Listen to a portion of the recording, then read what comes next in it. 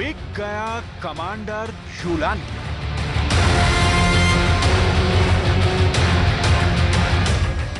कल तक सीरिया में अमेरिका का 1, 2, 5, 10 या 50 लाख नहीं बल्कि $1 करोड़ का इनामी रहा। कल तक जिस शख्स की तलाश में अमेरिका की सभी एजेंसियां एक्टिव थीं, कल तक जो शख्स हर हाल में अमेरिका को जिंदा या मुर्दा चाहिए था, अमेरिका ने जिसे देखते ही शूट एट साइट का ऑर्डर पास कर दिया था। आज सीरिया का वो कमांडर जुलानी अमेरिका के लिए इनामी नहीं रहा। अमेरिका ने जुलानी को माफ कर दिया है, यानी रातों रात सिर्फ 12 घंटे में सीरिया में बड़ा खेला हो गया है। अमेरिका की ये वो चाल है जिससे उसने सांप भी मार दिया और उसकी लाठी भी सही सलामत है।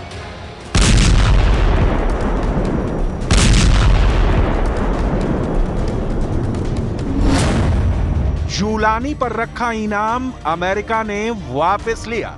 2018 में एचटीएस को अमेरिका ने आतंकी संगठन घोषित किया था। अल कायदा से जुड़ा रहा है कमांडर जुलानी।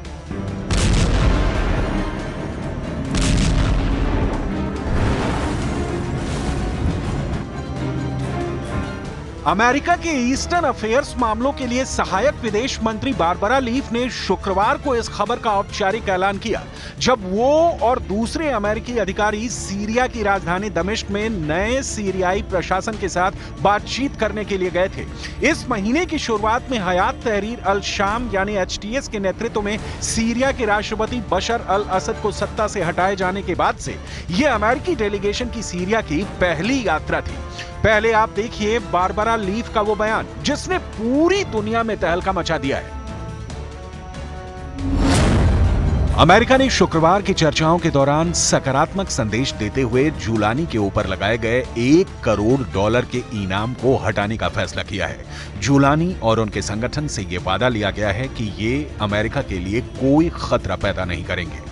हम सीरियाई नेतृत्व वाली राजनीतिक प्रक्रिया का पूर्ण समर्थन करते हैं, जिसके परिणाम स्वरूप एक समावेशी और प्रतिनिधि सरकार बनेगी जो महिलाओं सहित सभी सीरियाई लोगों और सीरिया के विविध जातीय और धार्मिक समुदायों के अधिकार का सम्मान करती है।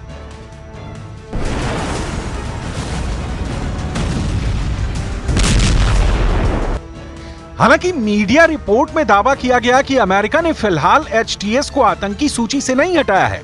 बारबरा लीफ की सीरिया की ये विजिट सीरिया के पूर्व विशेष दूत डैनियल रोबिनस्टीन और बंधक मामलों के लिए अमेरिकी सरकार के मुख्य दूत रोजर कास्ट्रेंस के साथ ऐसे वक्त में हुई है जब पश्चिम देश इस बात पर विचार कर रहे थे कि एचटीएस को आतंकवादी लिस्ट से हटाया जाए या नहीं। तभी अमेरिका ने कमांडर जुलानी के ऊपर से इनाम हटाने का ऐलान कर दिया।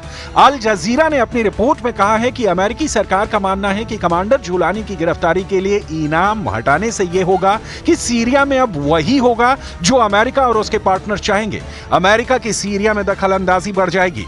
अमेरिका की यह टीम सिर्फ जुलानी के सिर से इनाम हटाने का ऐलान ही नहीं करने गई है, बल्कि उनका एक और मकसद भी है। पत्रकार ऑस्टिन टाइस जो 2012 में गायब हुए थे, उनके बारे में पता लगाना भी अमेरिका के लिए एक अहम मुद्दा है। मीडिया रिपोर्ट्स के मुताबिक जुलानी के सिर से इनाम हटाने का ऐलान होते ही एचटीएस ने ऐलान किया कि हम ऑस्टिन टाइस का पता लगाने के लिए हर संभव प्रयास करेंगे ताकि उन्हें संयुक्त राज्य अमेरिका में उनके परिवार के पास वापस भेजा जा सके। मिडिल ईस्ट से आई इस रिपोर्ट के मुताबिक अमेरिकी विदेश मंत्री एंटनी ब्लिंकन ने लेटेस्ट अपडेट में यह बताया है कि सीरिया में अमेरिका दबदबा बढ़ाने जा रहा है। ब्लिंकन ने इस बात की पुष्टि की है कि अमेरिका ने सीरिया में सैनिकों की तैनाती दोगुनी कर दी है। यह सैन्य तैनाती बशर अल असद के तख्ता पलट के वक्त से बढ़ाई जा रही थी। हालांकि पेंटागन ने इसकी डिटेल अब जारी की है, जिसके मुताबिक अमेरिका ने पूर्वोत्तर सीरिया में अपने सैनिकों की संख्या दोगुनी से ज्यादा कर दी है। पहले सीरिया में अमेरिका के सैनिकों की संख्या 900 थी, जिसे बढ़ाकर 2000 कर दिया गया है। खाड़ी देशों में मौजूद अमेरिकी सैन्य अड्डों से सीरिया पर 24 घंटे निगरानी भी रखी जा रही है। Obviously, given the current situation in Syria, just very recently, I was made aware of the fact that, hey, maybe there's more forces than just a small number, or what would normally be considered, around the 900 range. So we asked to look into it. Got those numbers today. significantly higher than 900. America को तुर्की के राष्ट्रपति Erdogan पर शायद रत्ती भर भरोसा नहीं रह गया है। सुपर पावर बार बार तुर्की के मंसूबे पर शक जता रहा है। नए चुने गए प्रेसिडेंट ट्रंप के बाद अमेरिका के विदेश मंत्रालय ने भी एर्दोआन की सीरिया पॉलिसी को पूरे खाड़ी देशों के लिए खतरनाक माना है। It's a very challenging issue. There are long-standing tensions between Turkey and these groups, and so it is not an easy path forward, but it is certainly one that we're pursuing. Syria में America अपनी पकड़ मजबूत करने की सभी कोशिशें शुरू कर चुका है। अल कायदा और ISIS जैसे आतंकी संगठनों के खात्मे के लिए सुपर पावर ने कमांडर जुलानी को अपने खेमे में लाने का जोखिम भी मोल लिया है। कमांडर जुलानी की लीडरशिप में बनने वाली नई सरकार से अमेरिका ने बातचीत का मूड बना लिया है। अमेरिका ने सीरिया में अपना डेलीगेशन भेजा है। अमेरिकी राजनयिकों का पहला ग्रुप दमिश्क में है, जो देश के नए नेताओं के साथ बातचीत करेगा और अमेरिकी पत्रकार ऑस्टिन टाइस के ठिकानों का पता लगाएगा। अमेरिका ने बताया है कि विदेश मंत्रालय की सहायक सचिव बारबरा लीफ और सीरिया में विशेष राजदूत रहे डेनियल रेबेस्टेन अंतरिम नेताओं से बातचीत कर रहे हैं। अमेरिका कुछ शर्तें पूरी करने पर कमांडर जुलानी की नई सरकार को मान्यता देने के सिग्नल दिए हैं। अमेरिका की शर्तों में गैर सांप्रदायिक नेतृत्व का गठन, अल्पसंख्यकों, महिलाओं का सम्मान और रासायनिक हथियारों का खात्मा शामिल है। अमेरिका की टेंशन ये है कि सीरिया में उसके दुश्मन फायदा उठाएं, उससे पहले सुपर पावर सारे मोहरे बिछा ले। अमेरिका को तुर्की के राष्ट्रपति एर्दोआन और ईरान के सुप्रीम लीडर अली खामेनेई की सीरिया में दिलचस्पी ने अलर्ट कर दिया है। मिस्र भी सीरिया में इजरायल के खिलाफ बयानबाजी कर अमेरिका को परेशान कर रहा है। मिस्र के राष्ट्रपति अब्दुल्ला फतेह ने इजरायल के हमलों और कब्जे का खुलकर विरोध शुरू कर दिया है। انتهاكا صارخا لسيادتها على خلفية استيلاء إسرائيل على المزيد من الأراضي السورية مؤخرا وشن اعتداءات على الأراضي السورية وإعلانها من طرف واحد عن إلغاء اتفاق فض الاشتباك لعام 1974 وتدين مصر بأشد العبارات تلك الممارسات وتؤكد دعمها التام لوحدة واستقرار سوريا وسيادتها وسلامة أراضيها।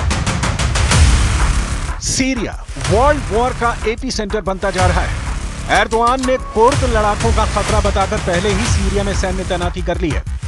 तुर्की समर्थित सीरियाई लड़ाकों और हयात तहरीर अल शाम ग्रुप ने कुर्द इलाके पर कब्जा करना भी शुरू कर दिया है।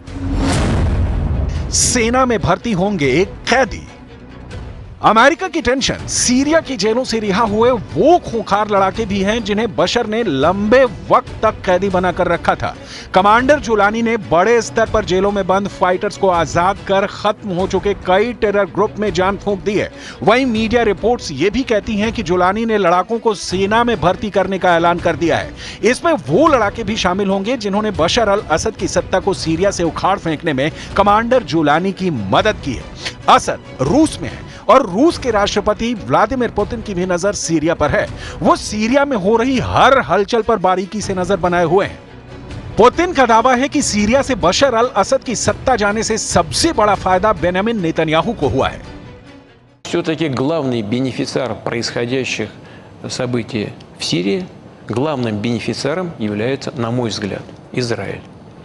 И можно как угодно относиться к тому, что делает Израиль. Россия осуждает захват любых сирийских территорий, это очевидно. Наша позиция здесь не подлежит никакой корректировке. मैदान सीरिया का है, जमीन सीरिया की है और उसमें उलझे हुए हैं इजराइल, तुर्की, अमेरिका और ईरान। ईरान के सर्वोच्च नेता अली खामेनेई के जनरल हुसैन सलामी ने कहा है कि इजराइल को सीरिया में दफन कर देंगे। زندگی می‌کردند چون ما به دنبال عزتشان بودیم. ما نرفته بودیم تا بخشی از خاک سوریه را منضم به خاک خودمان کنیم. نرفته بودیم تا آنجا را میدان جستجوی منافع بلند پروازانه و زیاده خواهانه خود قرار دهیم. इस वक्त सीरिया के आसमान में इजरायल की एयरफोर्स बहुत एक्टिव है। इजरायल के F-15 फाइटर जेट लगातार उड़ान भर रहे हैं और इनको ऐसे ऐसे बमों से लैस किया गया है। जिनसे ऐसे धमाके हो रहे हैं कि सीरिया की सेना को मिट्टी में मिलाने वाले इजरायली अटैक ने तेहरान तक दहशत फैला दी है।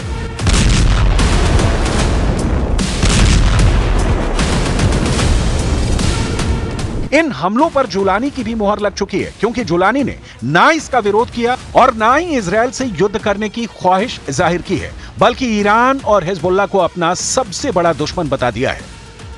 تخوفات عندهم ان شاء الله البلد رح تنبنى، خوف كان من وجود النظام اليوم زاد الحمد لله، بالعكس البلد رايحه للاعمار ان شاء الله ورايحه للاستقرار الطويل. تعبت سوريا من الحرب، فهي مو جاهزه ابدا لتدخل في الحروب ولا ناويه تدخل في الحروب اطلاقا، على العكس مصدر الطلب كان فيها هو تواجد ميليشيات الايرانيه وميليشيات حزب الله ووجود النظام نفسه اللي قام بالمجازر اللي شايفينها اليوم. इजरायल के इन धमाकों के साथ सीरिया में जुलानी का ऐसा तूफान आया कि उस तूफान में ना सिर्फ बशर अल असद की सरकार उड़ी, बल्कि असद की मदद करने वाले पुतिन और खामनेई का मजबूत खूंटा भी उखड़ गया। जुलानी ने सीरिया में ऐसा जाल फैलाया कि इस जाल में फंसे रूस और ईरान की सेना को सीरिया से भागना पड़ा। जुलानी का जाल बुनने वाले तुर्की और इजरायल इस वक्त बहुत खुश हैं। जुलानी का जाल इतना मजबूत बताया जा रहा है जिसकी जद में अब कई और अरब देश भी आ सकते हैं। डर है कि इसमें जॉर्डन के राजा किंग अब्दुल्ला भी फंस जाएं और जुलानी का अगला टारगेट जॉर्डन बन सकता है। खौफ सऊदी अरब में भी बढ़ चुका है। यही वजह है कि सीरिया में तख्ता पलट से पहले सऊदी अरब के क्राउन प्रिंस ने बशर अल असद की तरफदारी में कई बातें भी कही थी।